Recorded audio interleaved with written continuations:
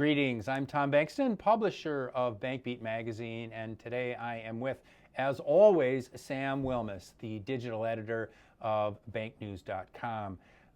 We are bringing you the community banking news of the past week and a lot of activity in the arena of mergers and acquisitions. Sam, tell us what's going on. Yes, Huntington in Columbus, Ohio, they are expanding in Texas by acquiring Cadence Bank. And I predicted last week that we were going to see more regional bank M&A because Fifth Third announced its acquisition of Comerica. And that was a big deal. And I predicted that regulators were going to, eased regulations were going to allow this to happen. And another deal popped up this week. That was only one of the big deals that we saw this week. What else is going on? I know there were some announcements even in the last day or two here. Oh, absolutely. Yeah. So a Mississippi bank was going to expand into Louisiana into Cajun country by acquiring a bank there. And then this morning, first Sun Capital Bancorp, they're based in Colorado, but their subsidiary, Sunflower Bank, they are based in Dallas. And they announced that they are merging this morning. So that's another big deal. That's going to create a $17 billion bank. And then there was also a bank deal in Wisconsin. Right. So that's the Nicolet deal. This happened about a week ago.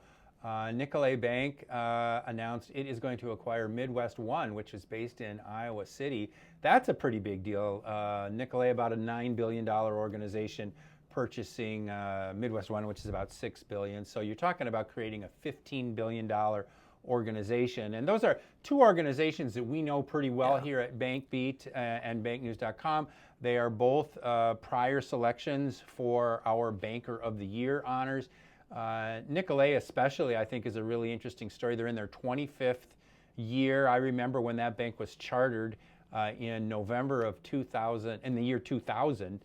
And they have grown nicely. It has become really a tremendous story to follow, and so we will, of course, be following that as the merger comes together and that franchise hopefully continues to prosper.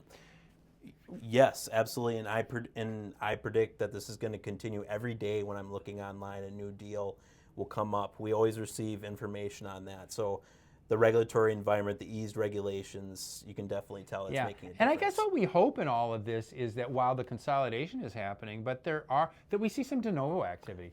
Obviously, that's way down compared to what it used to be, but there's got to be the formation of new banks in order to keep the industry vibrant and to bring new talent, new ideas into the industry. What do you see on that front? Any hope that de novos will come back into fashion? I've seen regulators say that more de novo banks need to be formed under the Trump administration. I didn't hear that as much under the Biden administration, but I haven't seen any new announcements here as of late. We'll have to see if more come in the weeks ahead. Maybe you saw the thing in the news this morning where our Treasury Secretary announced the 5 people on the short list for the Fed chairmanship. Yep. And I saw Mickey Bowman was on that list, and I think that's very interesting. I feel like if she were to become the Federal Reserve Bank chair, maybe some things would happen to encourage de novos. I know she's a fan of them. Oh, and she's always expressing support for community banks, regulatory tailoring, so she'll be a popular pick among community bankers.